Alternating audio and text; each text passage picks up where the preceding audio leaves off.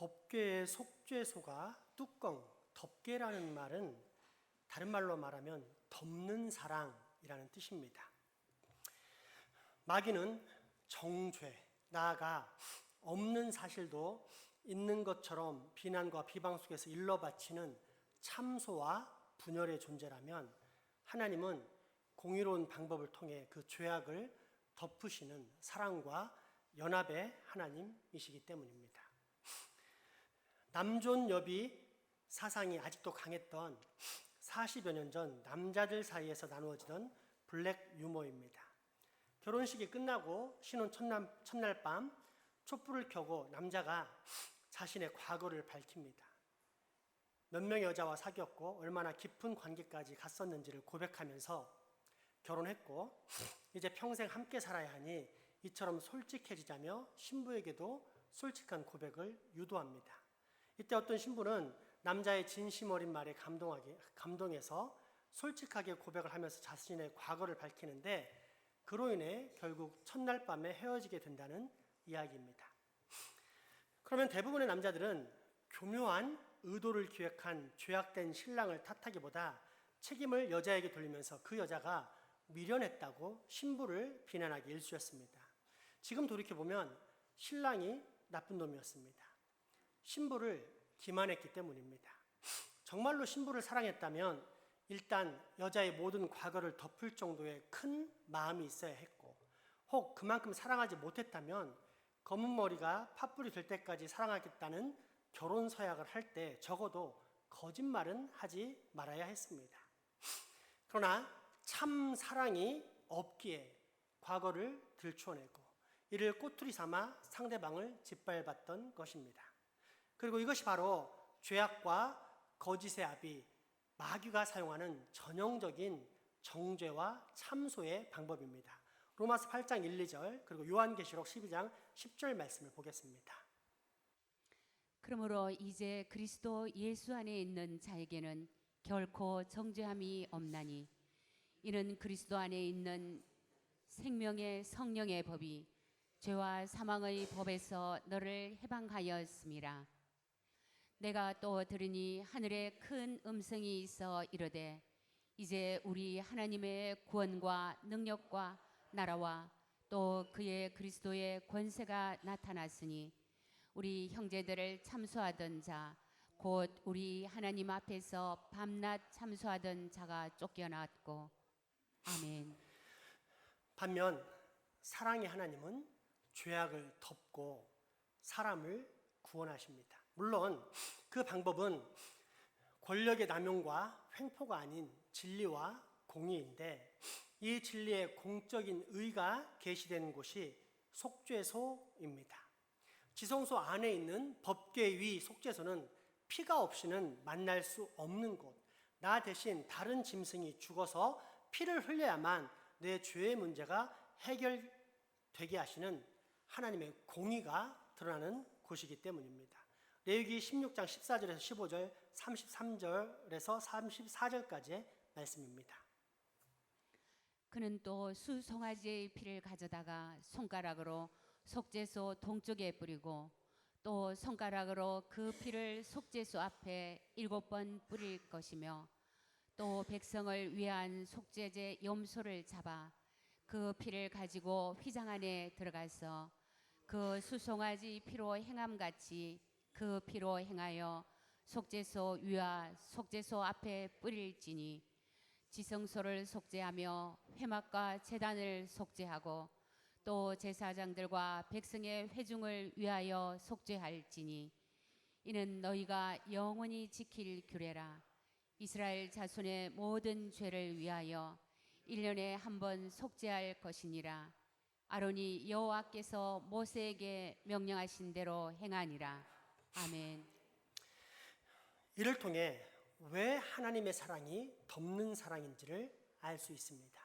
속죄소는 법궤의 뚜껑입니다. 법궤 안에다가 3가지 물건을 넣고 그 위에 덮개로 사용한 뚜껑의 명칭이 속죄소입니다. 왜 이것이 사랑입니까? 먼저는 일전에 언급한 대로 법궤 안에 든 3가지 물건 때문입니다. 만나는 생명의 근원, 아론의 쌍난 지팡이는 권능의 근원, 그리고 십계명이 기록된 두 돌파는 통치의 근원입니다. 즉 이스라엘은 생명과 권능으로 통치하시는 하나님이 늘 임재해 계시기 때문에 하나님께 특별한 사랑을 받는 민족이라 할 수 있습니다. 그런데 이에 못지않은 사랑, 아니 오히려 이를 능가하는 사랑이 법궤, 무엇보다도 속죄소에 드러나 있습니다. 그게 무엇일까요? 첫째, 만나에 담긴 죄악을 덮는 용서의 사랑입니다. 이스라엘 백성이 애굽에서 나온 지 2달 반이 되었습니다. 지난 2달 반 동안은 애굽에서 가지고 나온 양식을 먹고 지냈습니다. 그런데 그 양식이 이제 떨어집니다. 그러자 곧 불평하기 시작하는데 어이없게도 애굽을 그리워하는 불평들입니다. 하나님께서는 무기력한 그들을 노예에서 자유민으로 해방시켜 주었을 뿐 아니라 온 세계에 대해 장차 그들을 하나님의 택한 민족인 제사장 나라로 삼아주겠다고 약속하셨습니다. 그러나 먹을 것이 떨어지자 다시 노예 생활로 돌아가자고 합니다. 바로의 압제 앞에서 하루 종일 벽돌을 굽고 농사일을 하다가 저녁 때 고기가마 곁에서 바로가 던져주는 고깃덩어리나 건져 먹고 살던 때, 아무런 꿈도 없이 살아가던 그때를 그리워하고 있습니다. 자기 자식을 빼앗아 나일강 늑대에 먹이로 던져줘도 아무 말 없이 당하던 그때를 말입니다. 치료해도 치료가 안 되는 것이 불신앙이고 불신앙적인 말입니다. 신앙이라는 것은 하나님의 뜻을 바로 알고 거기에 자기 자신을 헌신하는 것인데, 불신앙은 하나님의 뜻을 모르기에 자기의 뜻을 하나님의 뜻으로 투영합니다.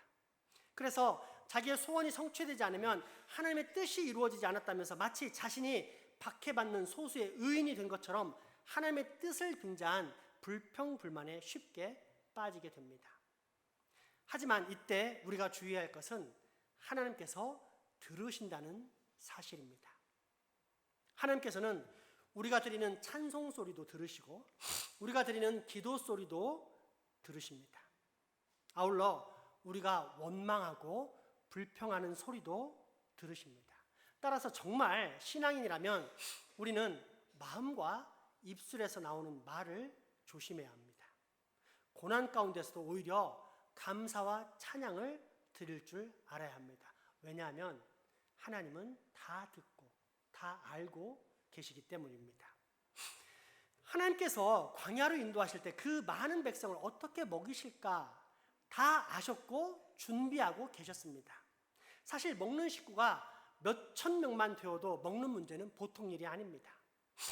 그런데 이스라엘 백성의 숫자는 어린 자와 최소 200만 명, 울산시 인구의 2배 이상이요.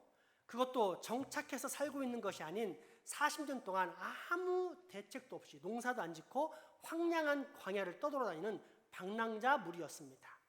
그러니 아무런 대책 없이 큰 무리를 끌고 나온 모세와 아론은 제정신이 아니라고 봐도 무방할 것입니다. 실제 모세와 아론이 무슨 대책을 세울 수 있었겠습니까? 무역을 해서 양식을 사오기도, 오합지졸 백성을 데리고 전투를 해서 양식을 뺏어올 수도 없었습니다. 아무런 대책을 세울 수 없었습니다. 그리고 이처럼 아무 대책이 없으니 오직 하나님만 바라보는 것입니다. 그래서 예나 지금이나 가난한 사람이 신앙이 좋습니다. 조금이라도 가진 자는 곧 쓰러질 그 허무한 재산을 의지하고 대책 삼기에 하나님을 의지하지 않는 반면 가진 것이 없는 사람에게는 하나님밖에 없어 오직 하나님만을 바라보기 때문입니다.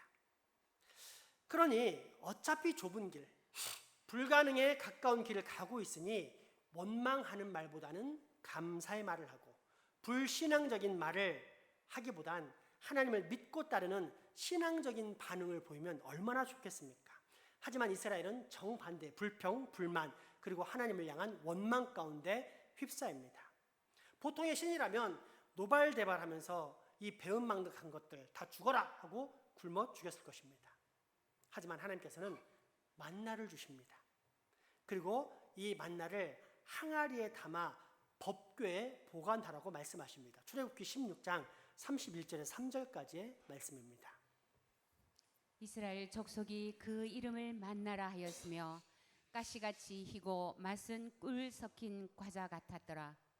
모세가 이르되 여호와께서 이같이 명령하시기를 이것을 오멜에 채워서 너희의 대대 후손을 위하여 간수하라.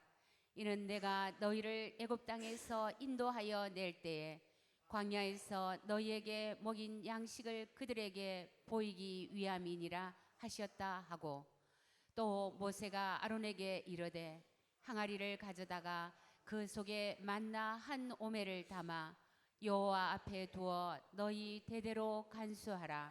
아멘. 만나를 법궤에 담아 간수하라는 뜻은 무슨 의미입니까?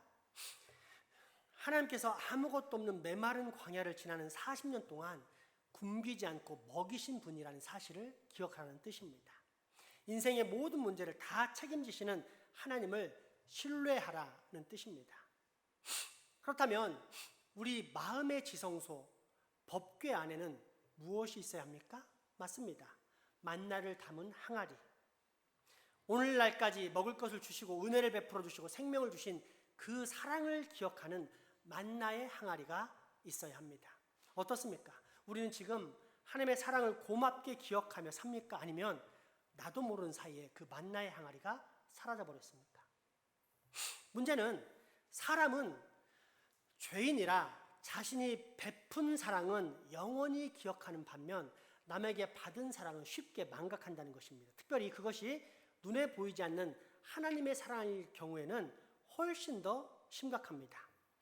먹을 것이 없어 죽어갈 때 받았던 사랑의 만나가 이제는 지겹다면서 다시 애굽 종살이로 돌아가자고 불평을 털어놓는 이스라엘 백성들의 모습은 그 사실을 입증합니다. 민수기 11장 5절에서 6절 말씀입니다. 우리가 애굽에 있을 때에는 값없이 생선과 오이와 참외와 부추와 파와 마늘들을 먹은 것이 생각나거늘 이제는 우리의 기력이 다하여 이 만나 외에는 보이는 것이 아무것도 없도다 하니. 아멘. 이때 하나님께서는 원망하는 그들에게 고기를 원 없이 먹게 해주겠다고 말씀하시면서 코에 넘쳐서 싫어하기까지 한 달 동안을 먹게 해주셨다고 약속하십니다. 이때 모세도 믿지 못했지만 그 유명한 메추라기 사건을 통해 실제로 200만 명이 고기를 실컷 먹게 해주십니다.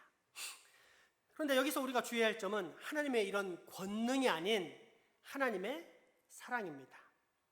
하나님의 크신 은혜를 입고도 또다시 하나님께 불평, 불만, 원망 속으로 빠져들어간 이스라엘 백성들은 죽어 마땅한 죄인입니까? 아닙니까?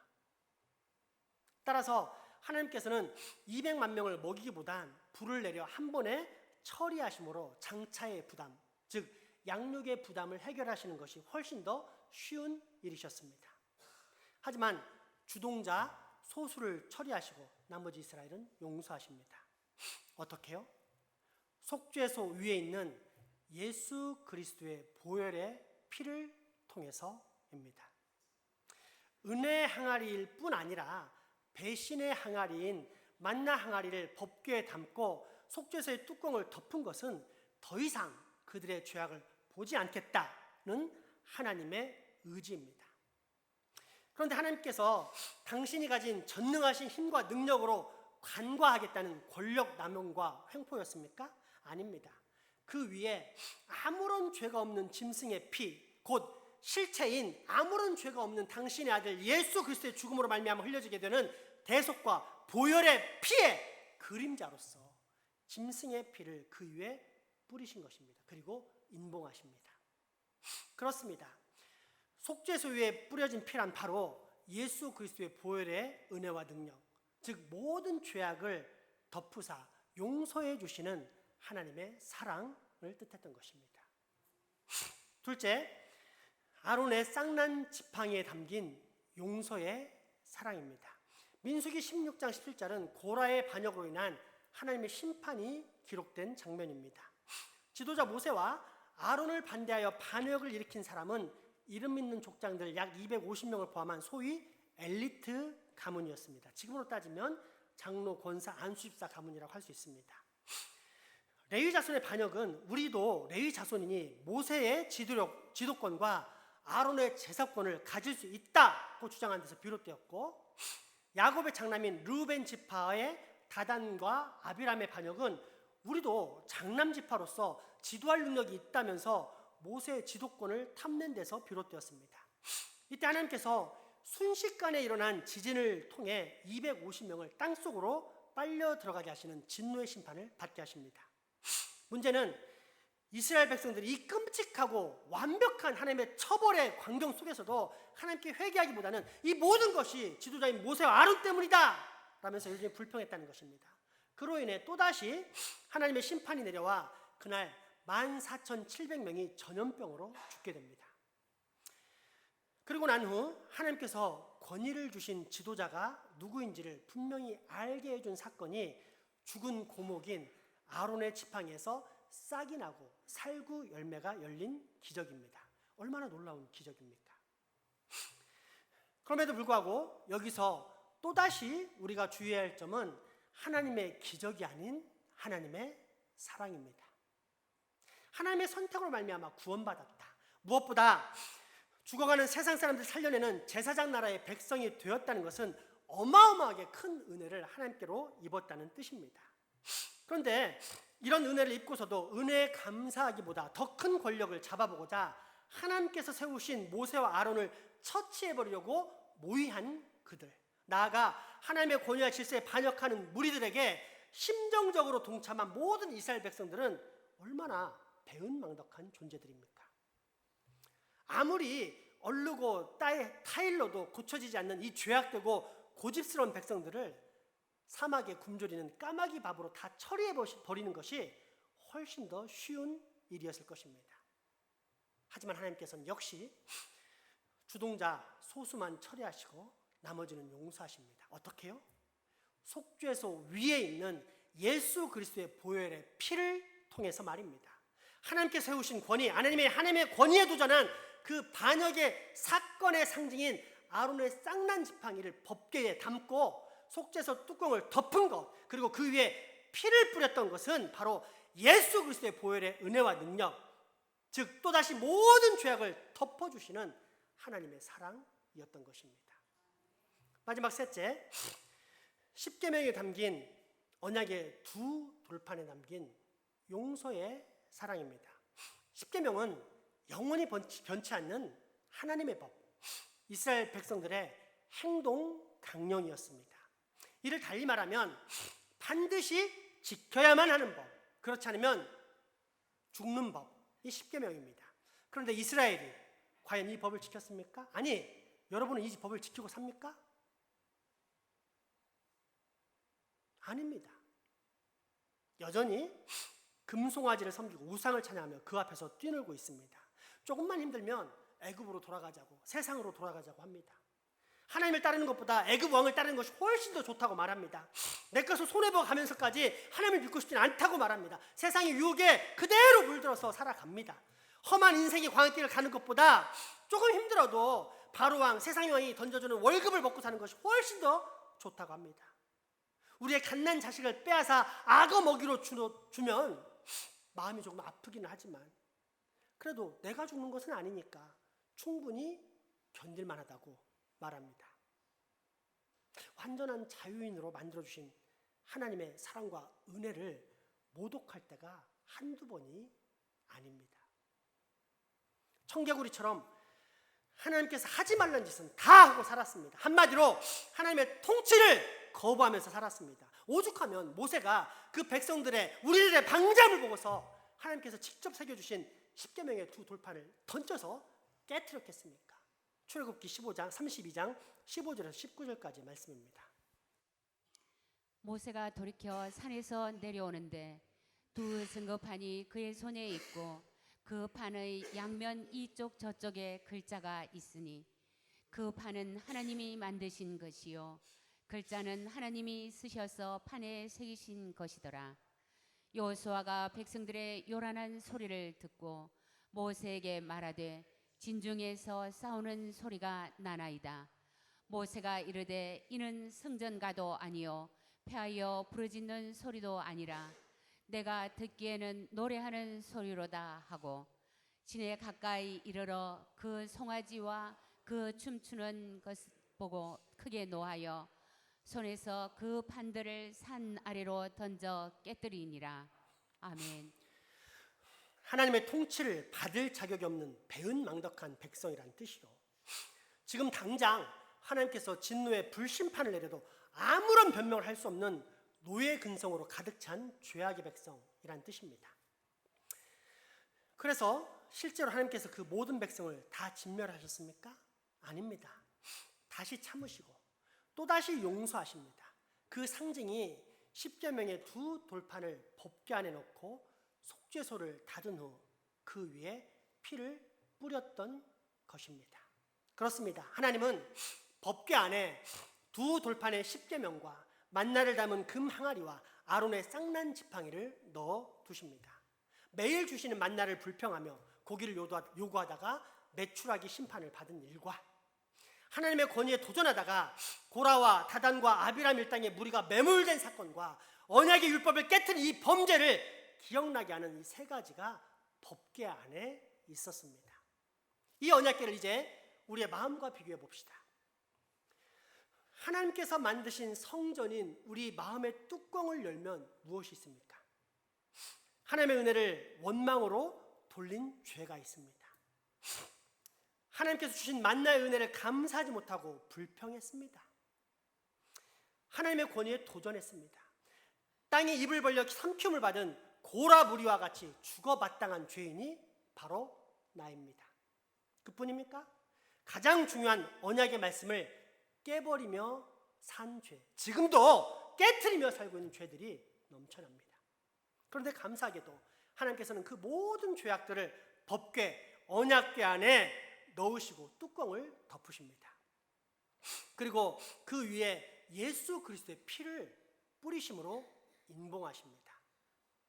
법궤의 뚜껑을 덮고 피를 뿌린 것은 이제 예수 그리스도의 그 피를 보고 너희의 반역한 죄를 다시는 기억하지 않으시겠다는 하나님의 의지입니다. 그렇습니다. 우리가 괜찮은 사람이어서 용서받는 것이 아니라 우리의 죄를 다 용서하시는 하나님의 사랑, 곧 예수 그리스도의 보혈의 피로 덮으심으로써 용서하시는 그 크신 하나님의 사랑 때문에 지금 이렇게 멀쩡히 살아있는 것입니다. 이 놀라우신 하나님의 사랑, 곧 보혈의 은혜와 능력을 잘 보여주는 사진을 한번 보시겠습니다.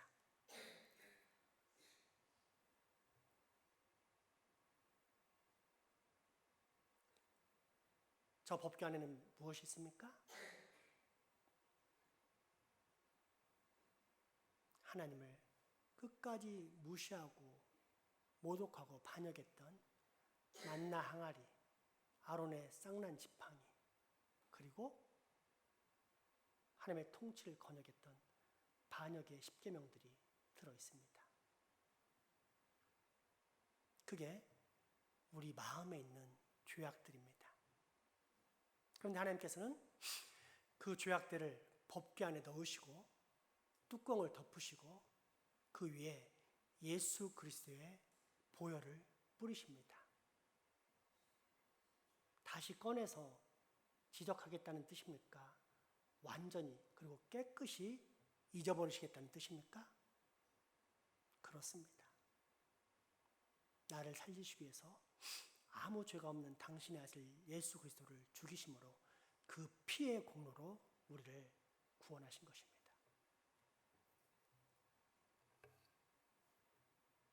내가 지금 이렇게 살아가고 있는 것, 그 모든 일상이 사실은 우리 주 아버지 하나님의 크신 사랑 때문이라는 사실입니다.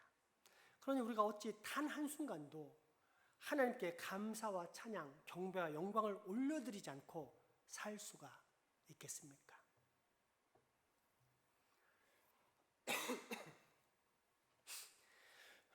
결혼 후 서울 광진구 아차산 아래쪽에 집을 정하고 살 때였습니다. 반년쯤 지난 어느 초여름밤이었습니다. 한참 잠이 들었다가 모기들 때문에 매우 이른 새벽에 깨어 도저히 잠을 이룰 수 없었습니다. 그래서 잘 자고 있는 아내를 깨워서 물어봅니다. 여보, 당신은 모기에게 안 물렸어요? 예, 하나도 안 물렸는데요. 모기가 좋아하는 피가 따로 있는 것 같습니다. 제 생각에는 거룩한 피를 좋아하지 않을까. 똑같이 한 방에 자는데 희한할 정도로 아내는 한 방도 안 물리고 저는 살이 노출되는 곳마다 어김없이 모기가 피를 빨아먹은 자국으로 가득했습니다. 얼마 전에 피웠던 모기향도 몸에 안 좋다고 아내가 버리는 바람에 특별한 대안도 없었습니다. 어쩔 수 없이 다시 잠자리에 드는데 자는 건지 아닌 건지 뒤척뒤척 도저히 제대로 된 잠을 이룰 수가 없었습니다. 그렇게 억지로 자다가 일어난 아침 옆을 바라봤는데 깜짝 놀랐습니다. 어젯밤 분명 긴 옷을 입고 잤던 아내가 반바지에 간단한 속옷 위차림으로 자고 있었기 때문입니다. 여보 무슨 일 있어? 어디 아파? 몸에 열이 많이 나? 그러자 눈을 부비며 일어난 아내가 대답합니다. 아니요, 멀쩡한데요? 갑자기 왜 그러세요? 아니, 어제 분명히 새벽까지도 잠옷을 입고 잤었잖아. 그런데 왜 속옷 차림으로 바뀌었어?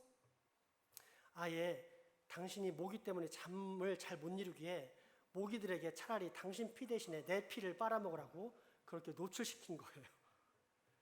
그 말에 얼마나 큰 감동이 되었는지 모릅니다. 결혼을 잘했다는 생각이 들었습니다. 남편을 위해 기꺼이 자신을 희생할 줄 아는 얼마나 훌륭한 아내입니까? 근데 문제는 효과가 없었다는 것입니다.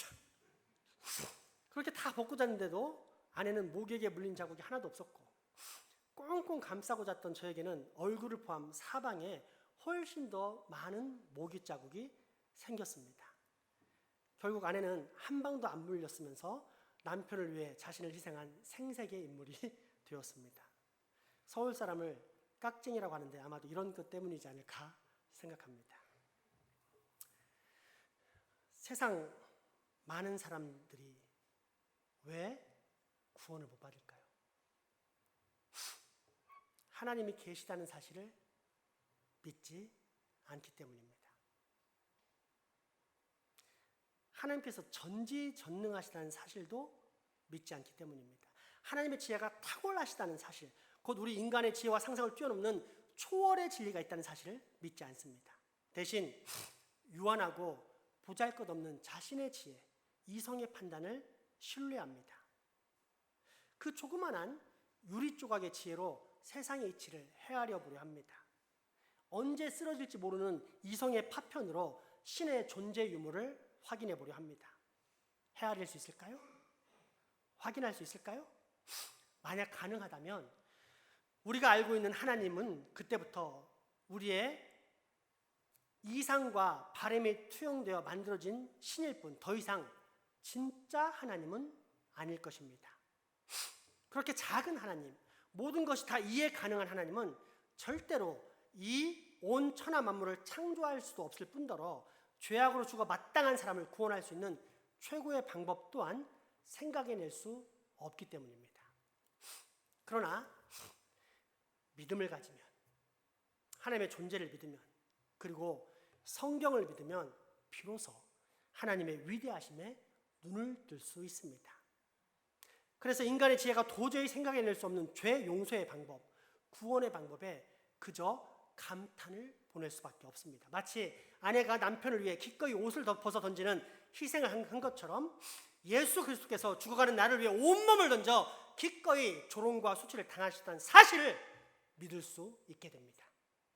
죄로 죽어 마땅한 우리를 구원하시기 위해 아무 죄가 없는 하나님의 아들 예수 그리스도께서 내 대신 저 십자가에 달려 그 소중한 피, 보혈을 흘려주셨음을 믿게 됩니다.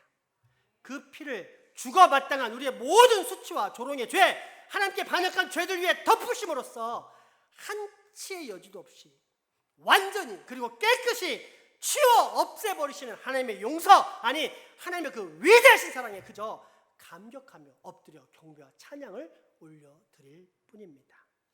다시 한번 우리 주 아버지 하나님의 그 놀라운 용서의 사랑을 사진으로 확인해 보겠습니다.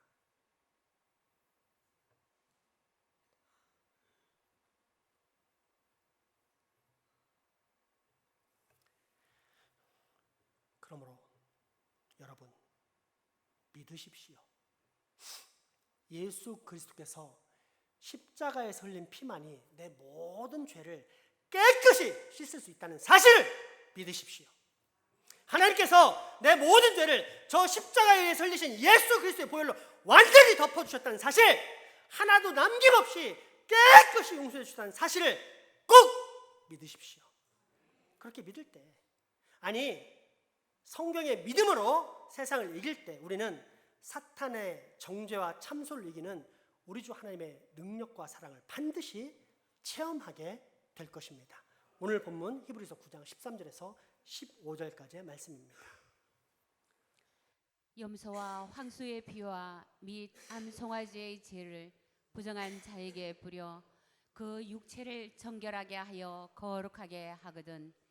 하물며 영원하신 성령으로 말미암아 흠없는 자기를 하나님께 드린 그리스도의 피가 어찌 너희 양심을 죽을 행실에서 깨끗하게 하고 살아계신 하나님을 섬기게 하지 못하겠느냐.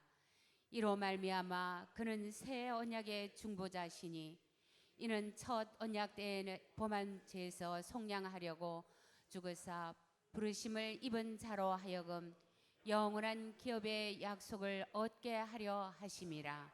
아멘. 아멘. 다시 한번 믿음의 고백을 하겠습니다. 찬송가 252장 찬양하며 주님 내게 믿음을 주시옵고 이미 있는 믿음을 확신케 하여 주시옵소서라고 고백하며 나아가겠습니다. 찬송가 252장입니다.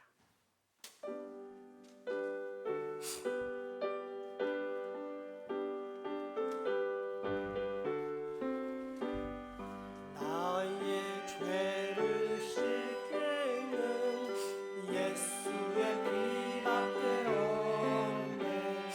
다시 정퇴하기도 예수의 피밖에 없네. 예수의 흘린 피 날 이게 아오니 귀하고 귀하다. 예수의 피밖에 없네. 나를 정케 하기는 예수의 피밖에 없네. 사죄하는 증거도 예수의 피밖에 없네. 예수의 흘린 피 날 희게 아오니 귀하고 귀하다. 예수의 피밖에 없네. 나의 죄 속하게는 예수의 피밖에 없네. 나는 공로 없으니 예수의 피밖에 없네. 예수의 흘린 피 날 이게 아오니 귀하고 귀하다. 예수의 피밖에 없네. 평안함과 소망은 예수의 피밖에 없네.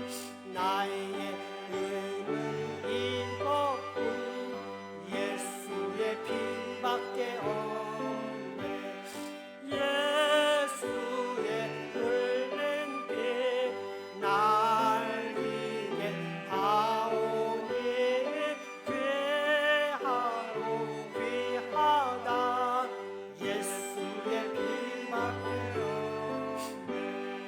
영원토록 내 할 말 예수의 피밖에 없네.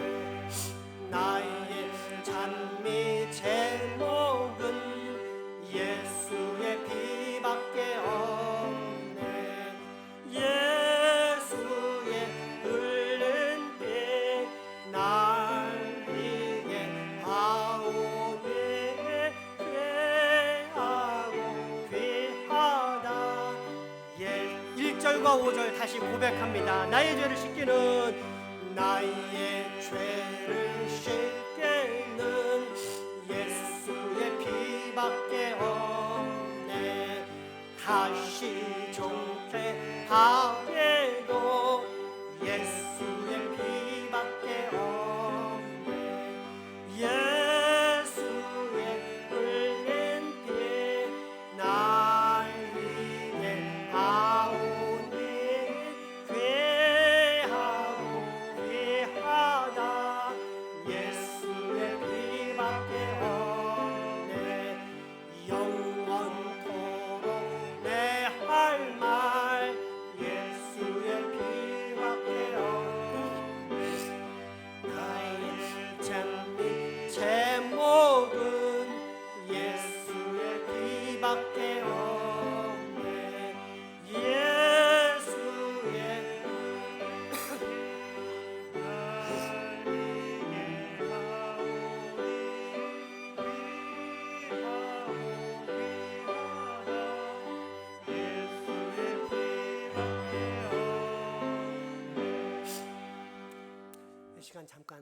회개와 결단의 기도를 했으면 좋겠습니다.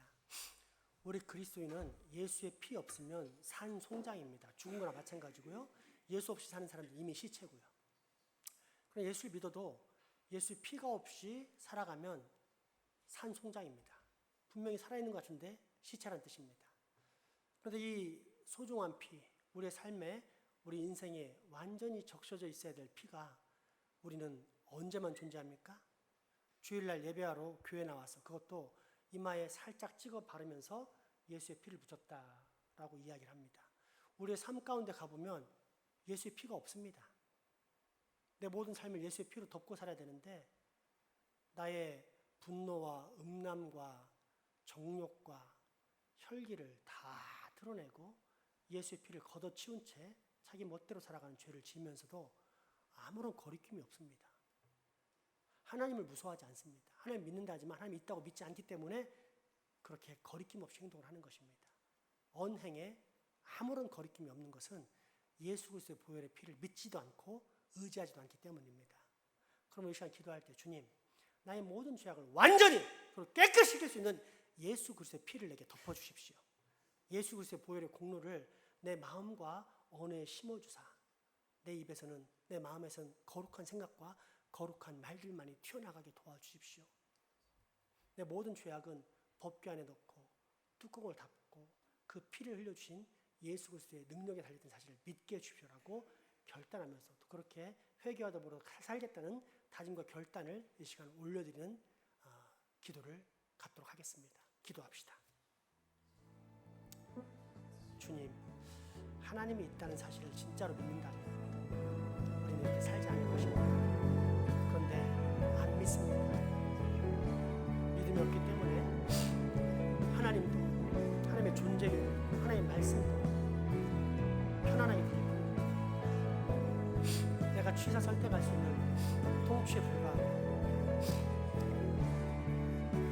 이스라엘의 반역과 그 결과인 심판을 보고서도 나는 아무런 상관이 없다라고 생각하며 살게 됩니다. 믿음이 없기 때문입니다. 성경에 나온 모든 사건이 나를 향하신 하나님의 말씀이라고 믿는다면 우리가 과연 그렇게 살 수 있을까요? 결국 믿음이 없기 때문에 우리가 이렇게 방자히 또 배은망덕한 삶을 살고 있는 것입니다.